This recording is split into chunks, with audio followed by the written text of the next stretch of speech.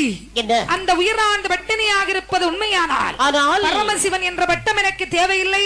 இன்றோடு இந்த ஆண்டவன் படியிழப்பை நிறுத்தி விடுகிறேன். சுவாமி என்ன உறுதியாகத்தான் சொல்லுவீர்களா? ஆமா. அப்படியே உங்க மேல சத்தியமா 2 பட்னியா இருக்குயா? அப்படியா? 2 ஜீவராசிகள் பட்டினியாக இருக்கின்றது. அப்படியானால் அந்த உயிரை என்னிடத்தில் காட்டி இந்த ஆண்டவன் சொல்ல என்னம்மை சிவசக்தி சொல்கிறாள். ஆமா சுவாமி, என்ன இந்த இடத்துல வச்சு அந்த ஜீவராசியை நான் காட்டினேன்னு வைங்களேன், கணவன் மனைவி பிரச்சனை 4 செவத்துக்குள்ள முடிஞ்சு போகும். நடந்துக்கிடாது. ஆனா அது அங்க முடிக்கப்படாது. ஆமா, ஏற சங்கத்துக்கு போவோம்.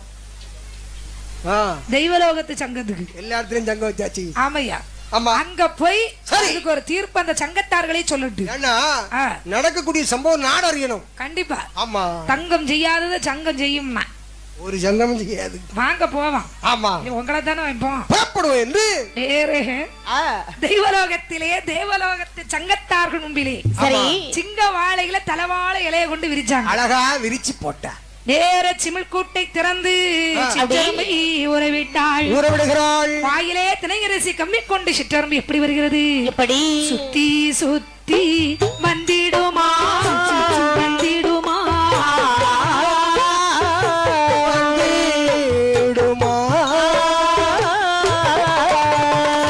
சோழ சோழ ஓடிடுமா ஓடிடுமா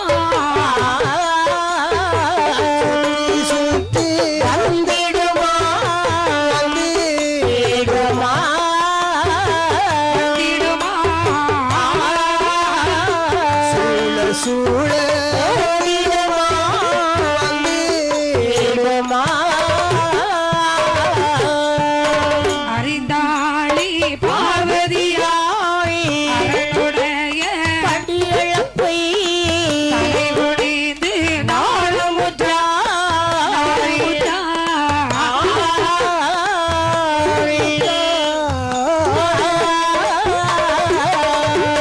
சிவசக்தி உமை பார்வதியாய் பார்வதியாய்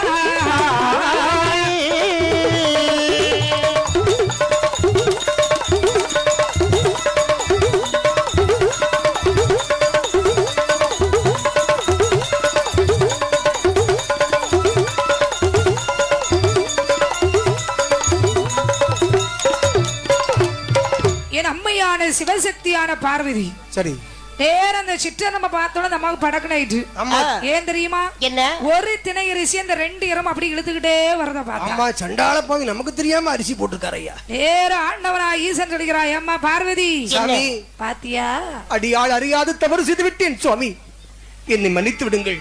பராசக்தி மக்கள் தவறு செய்தால் மன்னித்து விடலாம். மகேஸ்வரன் தேவியாகி மகேஸ்வரியை தவறு செய்வாளே, ஆனால் அவளுக்கு மன்னிப்பே கிடையாது. நான் தானங்க எம்மை நீ பரிசோதித்த காரணம் தான் சரி. பூலோகத்திலே முப்பிறவியை எடுத்தே தீர வேண்டும். எங்கெல்லாம் பிறக்க வேண்டும் என்று என் அம்மையான முயவள் கேட்கிறாள். எங்கே? அம்மா பார்வதி பிரம்மசக்தி அம்மையாக ஆதிசக்தி பிறக்க வேணாம். பிரம்மசக்தி அம்மையாக ஆதிசக்தி பிறக்க வேணாம். பேச்சியாக பிறக்க வேணும், பிணங்களையே திங்க வேணாம். தட்சனுக்கு மகளாக மகளாக தட்சனுக்கு மகளாக பிறக்க வேண்டும். பார்வதி தாயே நீ பிறக்க வேண்டும் பிறக்க வேண்டும். தட்சனுக்கு மகளாக மகளாக தாயே நீ பிறக்க வேண்டும் பிறக்க வேண்டும். தாயே நீ பிறக்க வேண்டும் பிறக்க வேண்டும். ஏ பார்வதி, பிரம்மபீடத்திலே பிரம்மசக்தி அம்மையாக ஒரு பிறவி பிறப்பாய். அம்மா உண்மை. பேச்சு அம்மையாக பிறந்து சுடுகாட்டிலே சென்று சுட்ட பிணங்களை திம்பாய். பிணங்களை திம்பாய். 3வது பிறவியாக சரி தாருகா வனத்தை தலைநகராக கொண்டு ஆண்டு வருகிறானே தக்கராஜன். சரி, இன்னும் முதல் தட்சனுக்கு மகளாகி போக்கடவாய் என்று சொன்னார். பெரிய சாபத்தை கொடுத்துட்டார் பகவான். இந்த வார்த்தை கேட்ட என் அம்மையான ஆதிபராசக்தி சொல்கிறார். என்ன சொல்கிறா? சுவாமி, பிரம்மபீடத்திலே பிரம்மசக்தி அம்மையாக பிறந்து விடலாம். பேச்சு அம்மையாக பிறந்து சுடுகாட்டில் சென்று சுட்ட பிணங்களை தின்று விடலாம். சரி, இருந்தாலும் உண்மை பிரிந்திருக்க முடியாது. மானிடருடைய கருக்குலையில் இந்த மகாதேவா நான் பிறப்பது முறைதானா சுவாமி? மனைவியே பார்வதியே சுவாமி, அப்படிப்பட்ட பேச்சுக்கே இடம் கிடையாது. உன்னை குழந்தையா உண்டு செய்து கொடுப்பேன் சுவாமி. தட்சனுக்கு மகளாக நான் பிறப்பேனே, ஆனால் மாற்றான் ஒரு மானிடம் தானே எம்மை வந்து மாலைமணம் சுட்டுவான். அதுக்கெல்லாம் நான் விடுவேனம்மா. விடுவனா? எந்த வடிவத்திலாவது வந்து உன்னை நானே மாலைமணம் முடிப்பேன் சுவாமி. கவலை இல்லாமல் போ. 12வது திருவிதி தட்சன் உனக்கு சுயவர திருமண ஏற்பாடு செய்வான். அதே வேளையில் ஆண்டவன் உண்மை வந்து மாலைமணம் சூட்டிக் கொள்வோம். கவலை இல்லாமல் போ.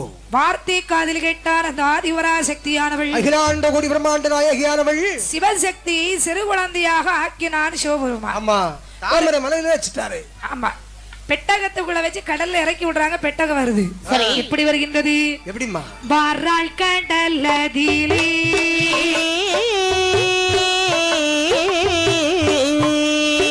வையகம் ஆண்ட பராசக்தியா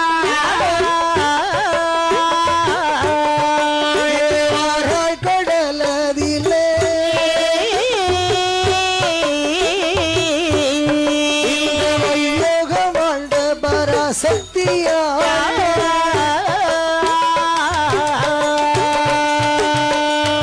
உண்டாங்கடலும் விட்டு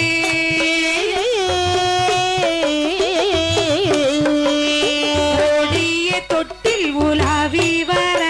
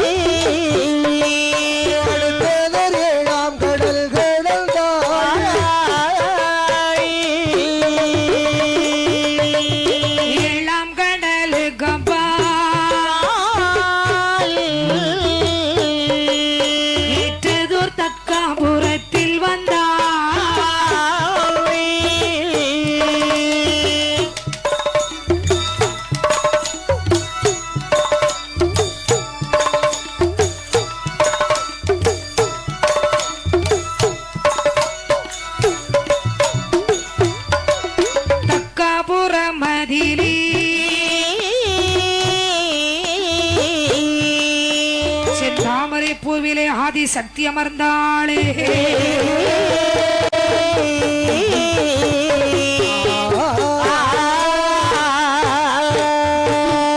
எப்படி